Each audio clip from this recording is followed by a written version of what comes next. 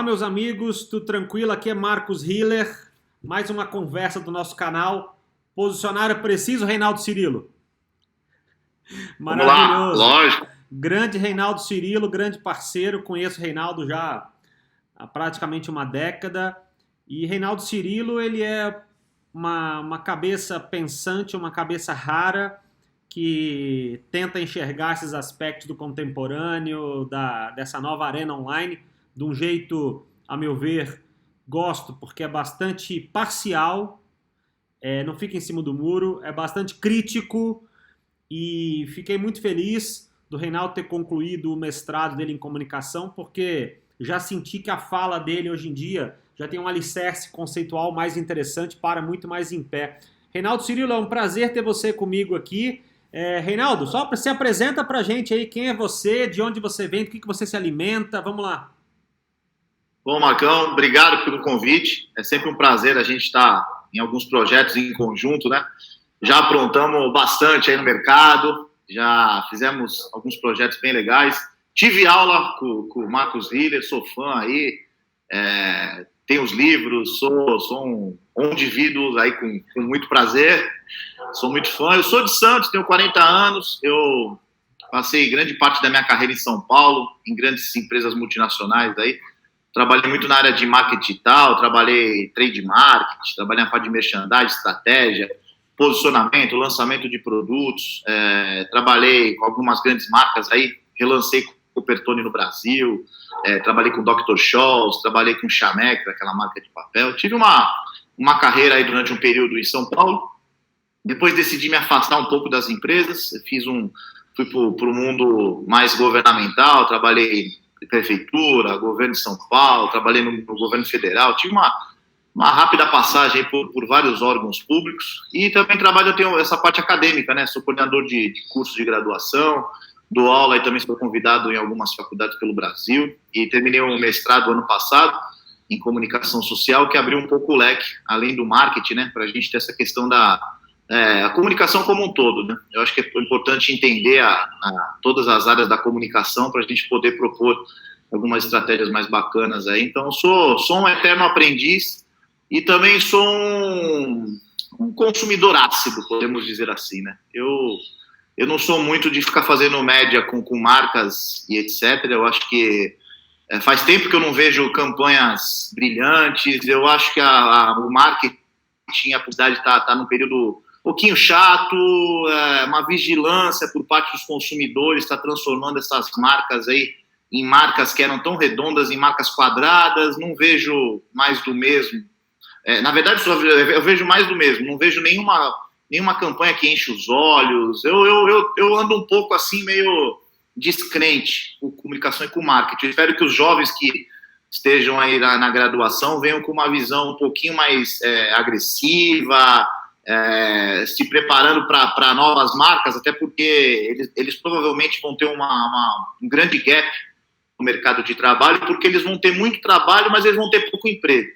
Talvez isso aí faça com que eles saiam um pouquinho da caixa, né, daquela questão de estabilidade, e sejam mais agressivos, mais trabalhando com nichos. Talvez também você consiga falar de uma maneira melhor e com uma comunicação mais brilhante do que o que a gente tem visto hoje das grandes marcas, que para mim não estão agregando em nada, não me trazem nenhuma novidade assim.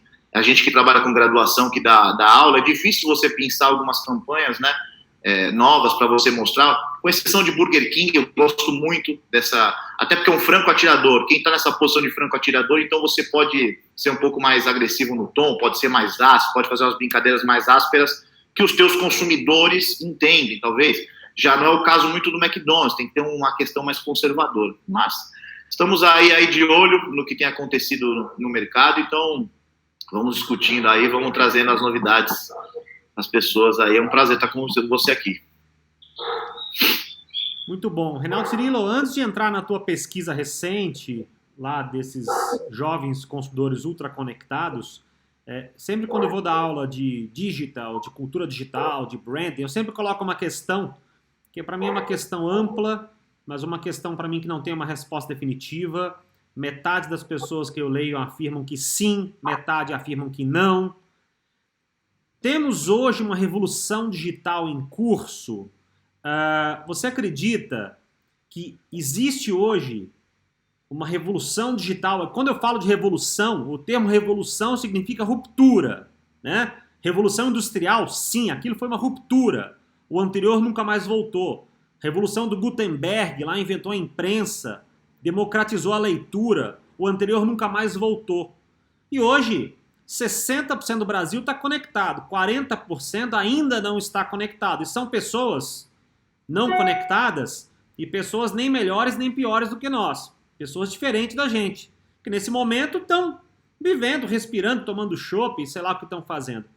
Então, você acredita que... Eu tenho um certo receio dessa certa retórica ultra-revolucionária, tudo mudou, o futuro chegou.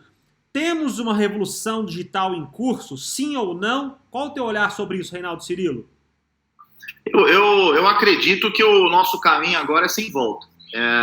O momento que está acontecendo, existe uma transformação digital, isso aí não tem dúvida. Hoje sem dúvida nenhuma, a internet ela ocupou a lacuna dos meios de comunicação tradicional e ela provavelmente não vai ser ultrapassada num futuro tão recente.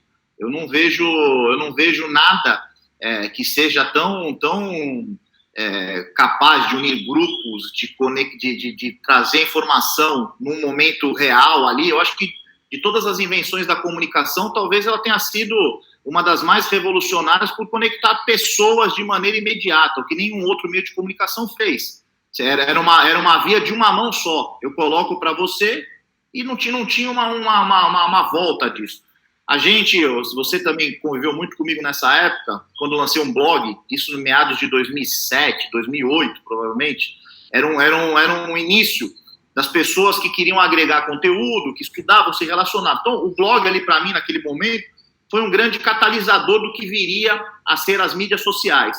Porque eu conseguia colocar uma opinião minha, e naquele mesmo momento eu tinha um retorno de uma pessoa que se sentiu ofendida ou que se identificou com alguma coisa, e eu acho que foi um dos primeiros canais, a primeira mídia social realmente que a gente possa falar que tinha uma ida e uma volta ali, porque era uma maneira real, com seguidores reais, te escrevendo, te acrescentando alguma coisa, e ele foi moldando um comportamento. Primeiro momento, depois das mídias sociais, no Brasil, principalmente a questão do Orkut, Facebook chegando, teve um momento de brincadeira nessas redes. A gente levava numa farra, as pessoas queriam paquerar, queriam curtir, eram memes e etc. Isso foi estabilizando, virou a chave. Qual foi o próximo momento? As pessoas começaram a procurar emprego. Eu fui contratado pelo LinkedIn em 2011 para trabalhar em uma empresa. E há 10 anos atrás, até hoje, tem pessoas que não entraram. Aí tem essa questão de gente que ainda não está conectada, que não tem acesso. É um número muito grande. A gente vive num outro planeta. Está numa graduação, as pessoas têm acesso à informação. Muita gente ainda não tem, periferia. Tem muita coisa para democratizar. Passando essa fase depois do trabalho, você vem uma outra... Todas essas são transformações. Então, eu prefiro usar o tema transformação digital do que talvez uma revolução. A revolução já aconteceu em 95. Quando foi criada a internet, e ela foi disponibilizada para um campo mais amplo. Mas eu acredito que esteja em transformação. É muito difícil você querer fechar um diagnóstico do que vai acontecer. Ou se você parar para pensar, hoje o notebook está deixando de lado e as pessoas trocaram por um aparelho que te mantém colado com você, que é um celular, e que ninguém imaginava que fosse substituir qualquer tipo de computador e etc. Se você perguntasse para o Bill Gates em 2005 se ele entraria no jogo dos celulares, ele com certeza responderia que não, que todo mundo gostaria de acessar o computador de casa para o resto da vida. Então, isso aí são transformações. Para mim, eu prefiro trabalhar com esse sentido. Depois dessa questão do emprego, a gente falou do LinkedIn, as pessoas começaram a usar a internet uma questão política, de reivindicações. Você passou por várias revoluções. Por quê? Elas perceberam que elas tinham voz. E isso é uma coisa muito importante. Quando você trabalha no mestrado de comunicação social, você pega muito essa questão, esse viés, da questão política, etc. Logo depois, começa a questão do fake news. Ela fala assim, se eu tenho o poder de escrever qualquer coisa e tem uma rede que me lê, por que eu não posso mentir ou omitir alguns fatos em favor ou em detrimento de alguém que eu goste ou não? E aí você começa a entrar numa questão do ser humano se expondo da maior maneira que ele possa, ali sem véu nenhum, fazendo uma extensão, talvez, do que ele nem faria, né, na sua vida pessoal, porque ele teria alguns prejuízos, ele se esconde atrás de uma tela. Então, isso é uma transformação. Ao mesmo tempo, as redes agora começam a ficar selecionadas, grupos que têm que ter aprovação para você entrar. Então, eles investigam tua vida, investigam se você é de um lado, de outro, o que você faz, o que você já fez na internet. Então, a vigilância começa a mudar o perfil. E eu acho que a gente chega num momento agora interessante, que as pessoas que têm responsabilidade para postar alguma coisa ou não. Então, agora a era da reputação das marcas vem para a era da reputação das pessoas. Então, nós estamos vendo aí muito profissional sendo escrachado, as pessoas buscando informação. O cara escreve livro sobre riqueza e o cara está com problemas financeiros. Não cabe mais esse tipo de discurso. Então, eu acho que a era da reputação agora vem para as pessoas, né? Há muitos anos, a gente já falou em curso, eu e você, a gente já deu várias vezes, a gente falava, né? A grande mudança nas redes sociais é que as pessoas viram marcas e as marcas viram pessoas. Hoje eu discuto com o Itaú de igual para igual. Mas aí é o seguinte, nesse momento eu também tenho uma carreira profissional e eu tenho uma vida pessoal que também está sendo avaliada. Então, a maneira, o tato que eu tenho que entrar nessas redes aí hoje é outro. Então, é uma transformação. Eu conheço gente que já foi gongada aí de mercado de trabalho porque visualizaram o Facebook da pessoa e era um perfil completamente incompatível com uma marca que lida com pessoas. Então, você tem um cuidado aí, uma transformação em curso. Eu acho que essa é a grande mudança. E, para mim, a maior quebra de paradigma que a gente tem dessa questão da transformação digital é a quantidade de horas que a gente passa conectado. Então, esse foi o tema do meu mestrado, né? O excesso de conexão. E aí é uma coisa que a gente, como brasileiro aqui, a gente está na frente, a gente está sempre nos rankings aí entre os 2, 3 países que mais se conectam, e isso muda tudo, tanto para a gente quanto para as marcas aí. Legal. Interessante. Bom, você já tocou nessa questão e você terminou uma pesquisa recente e lá no teu programa de mestrado. Espero e não tenho dúvida que você já deve estar flertando com algum programa de doutorado, porque assim como eu estou também, porque a pesquisa essa é uma tarefa que não termina nunca. Eu acho que o doutorado realmente, de alguma forma, sela essa nossa formação de pesquisador. Reinaldo Cirilo, a tua pesquisa, acho que, se eu não me engano, o termo que você criou, né, você se apropriou para até dar o título da tua pesquisa, foi hiperconectados. Você já sabe um pouco do que eu penso, eu sou um pouco cético em relação a isso, né? Claro, acho que o que você comentou agora há pouco aí, gostei desse percurso histórico que você fez, muito interessante, muito bem delimitado ali, para entender o que aconteceu num passado recente por meio de um retrovisor. Mas até pedir para você tentar ser um pouco mais breve, para eu tentar aproveitar você um pouco mais nesse papo aqui. Você entrou na pesquisa com algumas hipóteses, imagino. Essas hipóteses foram desmontadas. O que você aprendeu sobre essa nova geração de jovens hiperconectados que você chamou? O que foram verdades que se desmontaram para você? O que são questões que te surpreenderam muito? Conta um pouco para a gente sobre a sua pesquisa, por favor. Na verdade, quando você entra no mestrado, você tem que ter delimitado aí, né, um tema que você gostaria de explorar durante esse período, né, de 2, 3 anos que você faz. E eu ia falar um pouco de marca, ia entrar nessa questão da internet, dos influenciadores, só que já tem muito trabalho nesse caminho, né? Eu quis explorar um tema que pouquíssimas pessoas falaram no Brasil, que ela tem tudo a ver com a comunicação, ela dá reflexo no marketing, ela dá reflexo nas marcas, na maneira como as pessoas se relacionam. E aí um dos temas que eu encontrei que pouquíssimo explorado, talvez tinha tido um projeto só no Brasil de mestrado sobre esse tema, mas não era muito essa linha da comunicação, não tinha esse recorte das gerações, era uma coisa mais ampla, que era a questão da hiperconexão. Eu fui percebendo pelo comportamento das pessoas, esse excesso de comunicação estava atrapalhando não só as relações pessoais, como estavam trazendo problemas imensos para marcas e no mundo do marketing, e a gente não tinha talvez um caminho traçado. Como é que a gente chegou até aqui, nesse momento? Eu acho que esse foi o grande barato aí do meu trabalho, foi poder fazer um resgate histórico de todos esses momentos que nem você comentou. essa questão da revolução industrial, quando começou, em que momento que as coisas foram nascer, por que as pessoas hoje têm necessidade de usar a internet, por que era eu, como é que nasceu essa ferramenta. Então eu fui fazer um resgate histórico e eu dividi meu trabalho em 3 pontos, né? Primeiro eu queria entender que era que a gente estava vivendo. Existe uma era hoje que é batizada de hipermodernidade, que é uma coisa muito interessante. É o Lipovetsky, que é um grande filósofo francês, que eu gosto dele porque ele também não tem papa da língua, ele é um cara mais direto. Ele não tem aquela questão, né, aquela retórica mais difícil, ele fala uma linguagem mais simples.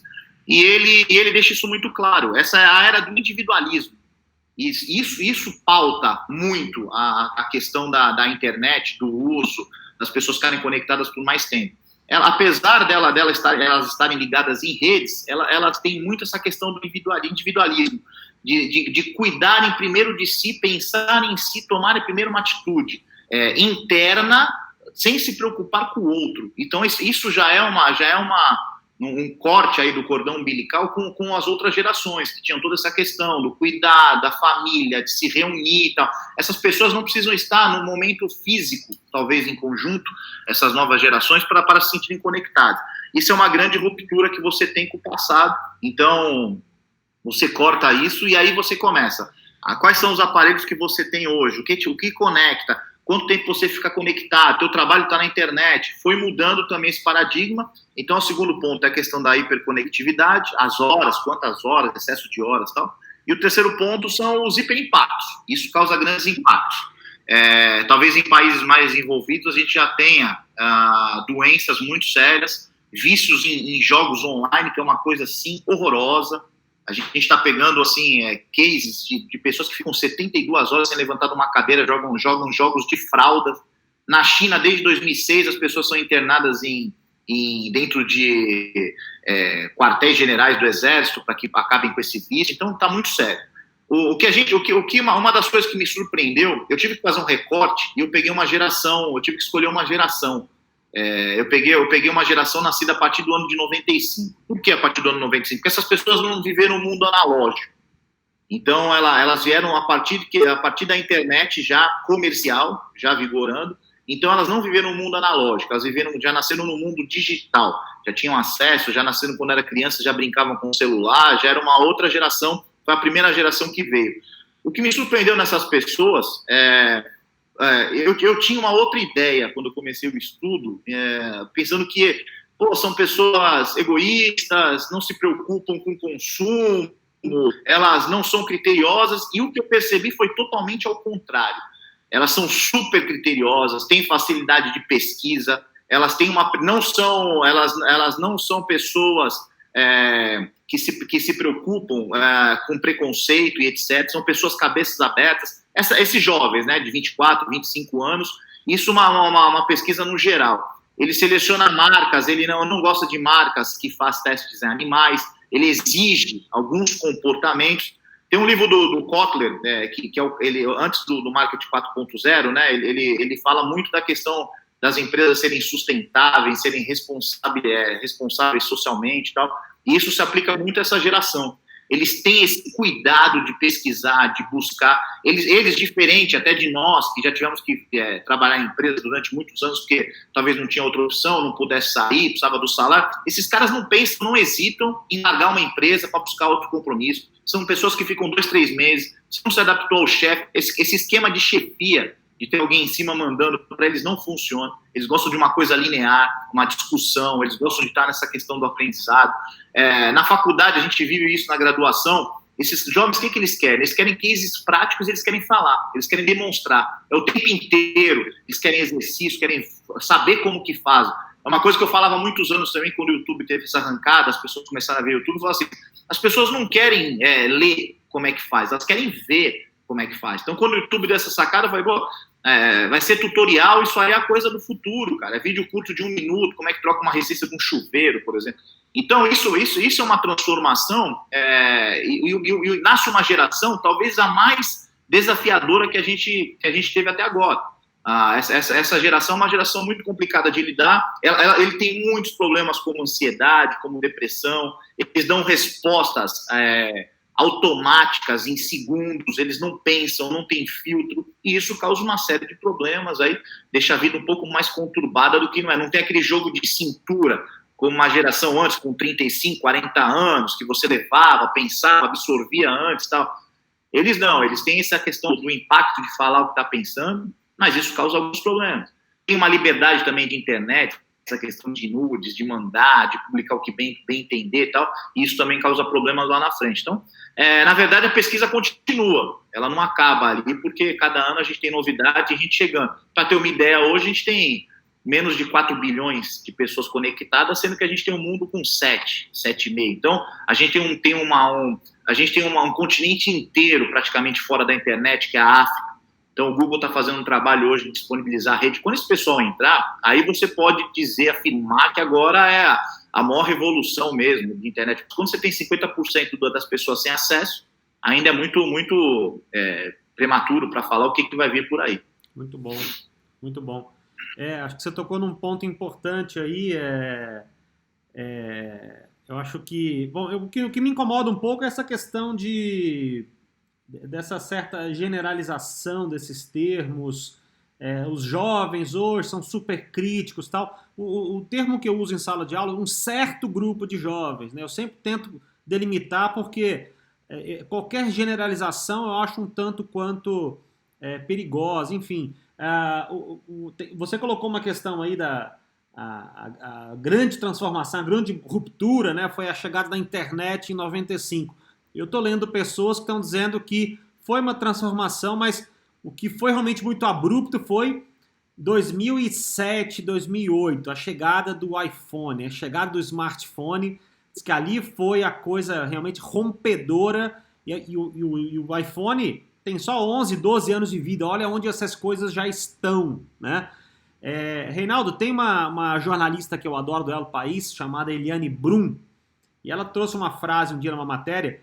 Alguns anos atrás, mataram uma mãe de santo aí no Guarujá, sem querer. Mataram. Faz 3 anos. Houve um boato que ela tinha sacrificado uma criança tal, foram lá, lincharam e mataram a mulher, e o boato se espalhou pela internet, pelos grupos de WhatsApp. Depois viram que ela não tinha nada a ver com o assunto, mataram a mulher indevidamente. Não, como assim? Quer dizer, um grande absurdo, né? E aí ela soltou uma frase para comentar esse episódio, foi o seguinte, assim, abre aspas, a internet não melhorou nem piorou quem nós somos. A internet deu-nos a conhecer como são as pessoas. Antigamente a gente falava o que a gente pensava na fila do banco, no balcão da padaria. Hoje não. Hoje as pessoas gritam na internet, e não só gritam, usam esses comentários de internet como um estandarte para legitimar a sua autenticidade no mundo. A internet nem melhorou, nem piorou quem nós somos. Você acha que ela deu-nos a conhecer como são as pessoas? Aquela pergunta, né? Com o Instagram as pessoas passaram a ficar mais vaidosas ou o ser humano sempre foi vaidoso e o iPhone e o Instagram só entendeu isso? Como é que você olha essa questão e já caminhando para a reta final da nossa conversa aqui? Deixa eu só te falar uma frase dessas de internet que para mim é um dos pensamentos mais maravilhosos que eu já escutei de internet, tem no meu trabalho. Eu peguei uma entrevista do Humberto Eco, ele é brilhante, eu sou fã dele pra caramba, e ele, tinha uma época que estavam fazendo fake dele, perseguindo ele na internet, ele passou por um período desse em 2012, 2013. E aí, ele deu uma entrevista em 2013 que ele fala o seguinte, a internet, ela é perigosa para o ignorante e ela é útil para o sábio. Ela não filtra o conhecimento e congestiona a memória do usuário. É maravilhoso isso. A internet ela é perigosa para todo ignorante. Isso aí você não tem a dúvida. O ignorante, com excesso de informação, ele não tem a capacidade de filtrar. Isso é inegável que é um perigo isso. É um perigo. Eu acho que essa frase eu fico fascinado assim, toda vez que eu leio, porque... E o sábio, o que o sábio faz? O sábio ganha dinheiro, ele vê oportunidade, ele se conecta com as pessoas corretas. A vida da pessoa que fora da rede é um idiota, ele é um idiota nas redes. Ele é exatamente isso, só que agora o que acontece? Ele tem plateia virtual para bater papo. Então o alcance dele eram 10 pessoas no bairro, no máximo, que davam atenção para o idiota, e hoje hoje ela chega a 200 pessoas na internet. Então o cara se expõe, faz babaquice, ele faz aquelas coisas desagradáveis em público. É o público dele. Então ele não se preocupa em te questionar, em te cutucar o tempo inteiro. Esse é o idiota. A gente topa com esse tipo de gente na vida. E essa questão que você falou da vaidade, o ser humano é vaidoso por natureza. Todos. Se você não fosse vaidoso, você não usava produto de limpeza, você não usava perfume, você não se vestia, você não... tem toda uma questão aí da vaidade, de estar saciado. Tem gente que passa dos limites da vaidade, tem outros que são equilibrados. Então, tudo na vida acho que é um equilíbrio, uma base que você tem. E essa questão da internet, do iPhone, ele realmente ele é um dos grandes catalisadores aí dessa questão da hiperconexão. Sem os telefones celulares, sem a mobilidade, não existiria hiperconexão. Quando você está conectado a cabo, você está preso a um terminal, você tem que se conectar, e isso causa um problema, você tem outras coisas para fazer. Quando você começa a ir no banheiro e não deixa de se conectar, isso realmente é uma quebra de paradigma. Então, o iPhone ele foi um dos aparelhos responsáveis, existiam outros antes, mas ele foi o grande catalisador disso, porque ele facilitou. A vida desse aparelho foi para isso. Você tinha um botão.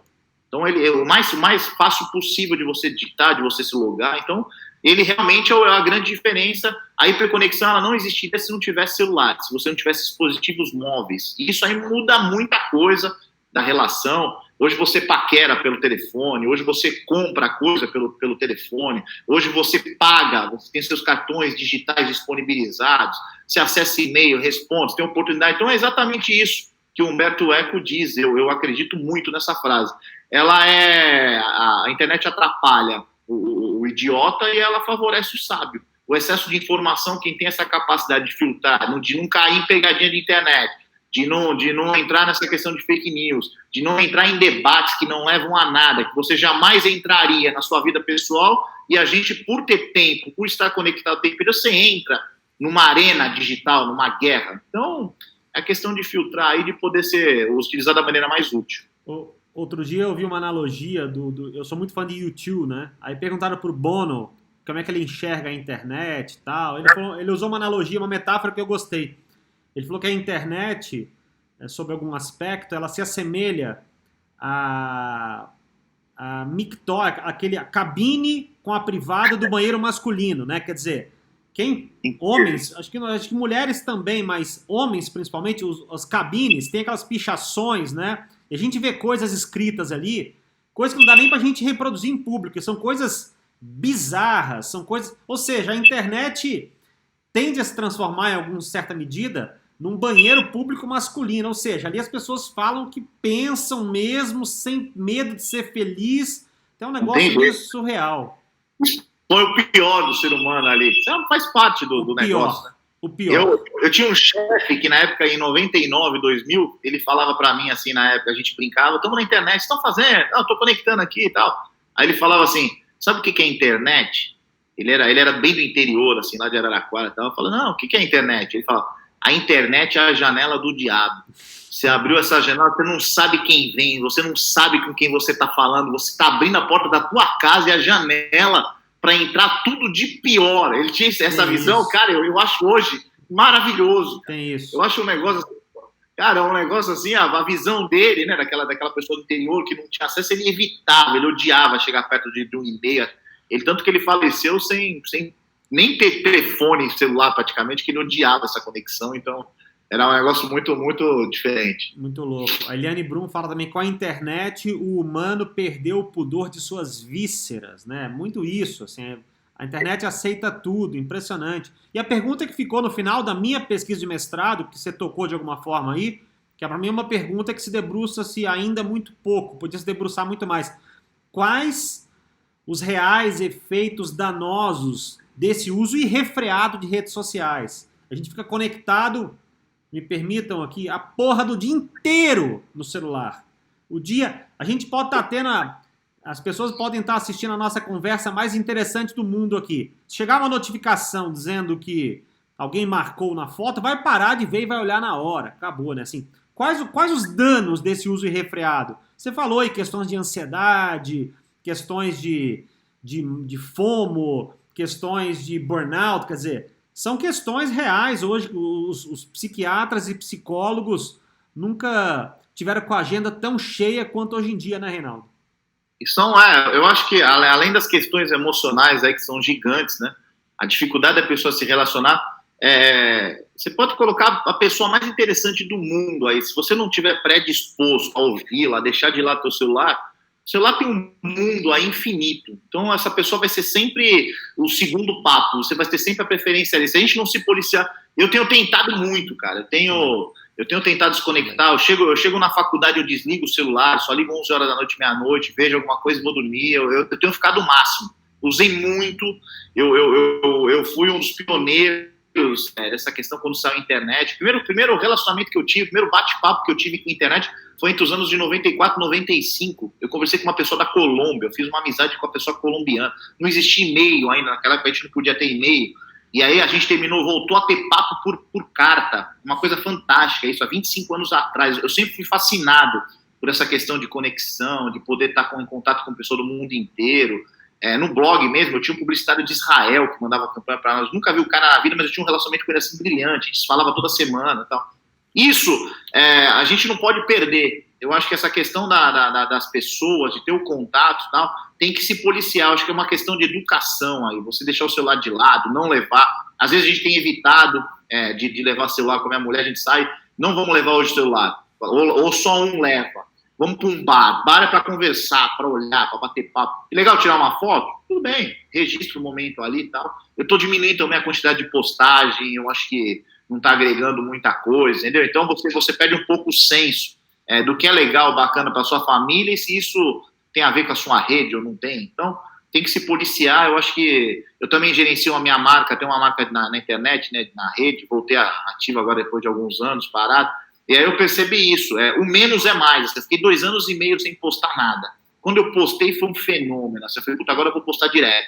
Comecei a postar uma foto por semana. A rede caiu assim, gigantesca. Então o que eu tenho feito hoje? A cada uma semana eu posto alguma coisa que quando eu tenho interesse, quando tem alguma coisa interessante. Então no feed ali, a cada vez, uma vez por semana eu posto alguma coisa. O Stories não, as pessoas, o Stories elas já esperam por movimentação, por conteúdo mais bruto, uma coisa ali de momento. Então é interessante. Quem clica no Stories é porque tem esse interesse. No feed o cara realmente quer uma novidade, ele quer um conteúdo diferenciado, porque ele está lotado de coisa. Então para você aparecer você tem que ser relevante. Novamente volta a questão da relevância, de se posicionar e tal. Então, as marcas que... Volta aquele aspecto da marca que você é um especialista, você fala muito bem disso, né? Aquele mistério, aquela sensualidade. Porque esse negócio de internet perdeu isso pra cacete. Ficou uma coisa, caiu na vala comum. Então, o que as marcas estão fazendo, as principais, né? As mais modernas, elas estão tirando. O cara posta uma vez por mês.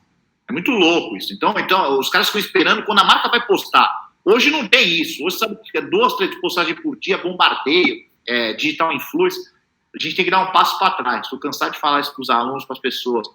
Volta para trás. Reveja o marketing dos anos 50, 60, aquele mistério, aquela sedução, as marcas que precisam ser desnudadas aí e tal. Então, acho que a gente precisa voltar nisso, trabalhar um pouquinho mais nessas ferramentas aí, de controlar nossa própria ansiedade. Quem faz a gestão disso precisa controlar também, porque senão você tem grandes problemas aí e você não se torna relevante. Nem para o seu nicho de mercado, nem para ninguém. Então, para aparecer hoje, eu acho que hoje o menos é mais. Volta para aquelas lições que a gente teve há muitos anos atrás, que os grandes profissionais já falavam aí do marketing, para você ter muito cuidado, muita seleção no que você faz. Eu acho que o recado é esse aí. Muito bom, muito bom. Reinaldo Cirilo, maravilhoso, agradeço o seu tempo aí. Eu sempre gosto no final dos vídeos agora, a gente deixar uma dica de livro. Esse é o livro que eu estou lendo, The Culture Map. Bom que treinam inglês, essencial falar inglês, ler inglês, falar bem inglês, ler bem. The Culture Map fala sobre esse viés cultural que modula e modela todas as nossas relações, sobretudo sobre uma ótica global. Né? Como é que o indiano faz negócio, como é que o brasileiro negocia. Então, muito interessante esse livro aqui. Essa é a minha dica. Fica a dica, comprei isso aqui no Sebo do Messias, aqui na Praça da Sé, em São Paulo, paguei R$5. Um livro fantástico, tô adorando a leitura. Qual a sua dica de leitura, Reinaldo Cirilo? Eu não estou com muitos livros aqui, mas eu consigo resgatar um livro antigo, cara, que é uma coisa que a gente tem uma discussão sempre, eu e você aí, é uma discussão intensa sobre startups e tal, as maravilhas do mundo moderno. Eu sou meio reticente com essas coisas, assim. Então, eu resgatei um livro que me lembrou um debate que a gente teve há um tempo atrás aí. Esse livro aqui, ó, Satisfação Garantida. Ele é do Tony. Esse cara é o fundador, é o grande cabeça da Zappos, que é a marca de sapato. Primeiro grande e-commerce de sapato do mundo. Hoje a gente fala de sapato, hoje você compra sapato. Eu só compro sapato pela internet. Faz uns 5 anos que eu não vou numa loja. Mas imagina isso no final dos anos 90, você vender pares de sapato número 44. Aí com a cor preta tem que ser o 43, tem que ter o 46, tem que ter... Insano. E ele faz um trabalho, a Zappos ela é reconhecida mundialmente como o melhor atendimento mundial. Ela já ganhou vários prêmios nos Estados Unidos e do mundo de atendimento ao cliente. Eles têm um case que é o recorde mundial de tempo em atendimento num call center. Eles ficaram 9 horas com uma pessoa no telefone. A pessoa perguntando uma série de coisas, desabafando. O cara ficaram 9 horas consecutivas. Então, esse é um case, para mim, assim, a gente fala muito de startup, de quem vai revolucionar a tua vida, empresa...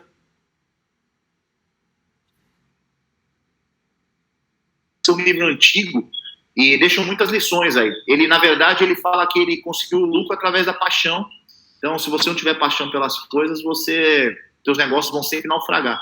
Então, essa história das Zappos é uma história super bonita, de batalha aí, de conquistar território e de mudar o paradigma. As pessoas nunca imaginavam que iam comprar um sapato pela internet e hoje, graças a Zappos aí, hoje é uma coisa comum, não só sapato, como uma série de outros produtos, mas é interessante você ver como é que um negócio começa e que realmente muda a vida das pessoas. Não startupzinha que a gente está cansado de ver aí, que as pessoas comem frango e arrotam caviar aí. Eu sou favorável à grande mudança mesmo. Eu acho que isso aí demora um tempo. Não é uma startupzinha que começou há 2, 3 meses, que fez um aplicativo do celular que muda completamente. Não, isso tem um tempo que demora para você maturar as coisas aí. Ou então você pega um exemplo do que você já tem e você melhora. Eu gosto muito desses trabalhos. Você tem... Hoje, assim, é uma coisa também que eu falo em palestra, em aula há 1000 anos. Você, eu vou criar um negócio novo. Não tem negócio novo. Não tem negócio novo. Ou você rouba o mercado de alguém, ou você transforma, muda e oferece algo melhor. Eu acredito, por isso que eu uso muito o tema transformação. Transforma o que já existe e apresenta o melhor. Aí, cara, você tem todos os méritos possíveis aí, de todas as minhas palmas aí. Então, tem que ter muito cuidado com essa questão de startup, de ser... eu sou empreendedor. Cara, eu sou empreendedor, não tem nada de legal em ser empreendedor. É um sofrimento, cara. Suor, lágrima e desespero o tempo inteiro. Não tem, com poucos sorrisos. Meu sonho é ser empreendedor, meu sonho é ser empregado. A melhor coisa é ser empregado, ter uma retaguarda por trás. Empreendedor tá louco, o cara tem que ficar muito apaixonado. E é suor e é sola de sapato o tempo inteiro, batendo cabeça, encontrando com gente da pior espécie. Poucos da melhor, poucas oportunidades. Poucas oportunidades na mão de muitos. Então, e você não consegue furar esse bloqueio, tem que ser louco, tem que ser um apaixonado. É para as pessoas deixarem de criar? Não. Mas só vai quando você tiver com muita certeza e muito foco. Senão você vai sempre naufragar aí. Então, não desista. Mas tenha foco no que você está fazendo. Saia dessa porra, dessa internet aí, dessas redes sociais que não te levam a nada. O cara tá em Dubai. Você nunca vai para Dubai, cara. Esquece. Então fica, pega um mapinha, vê onde é o circuito das águas, vai pra Serra Negra, aproveita, cara, vai com a tua família, vai tomar cerveja, vai procurar uma cervejaria, toca o pau, seja feliz. Obrigado, Marcão, quando precisar, tamo junto. Maravilhoso. Reinaldo Cirilo, um prazer falar com você, adorei a conversa, muito pertinente, muito parcial, posicionário é preciso, Rei Cirilo, obrigado. Vamos lá, obrigado, um abraço.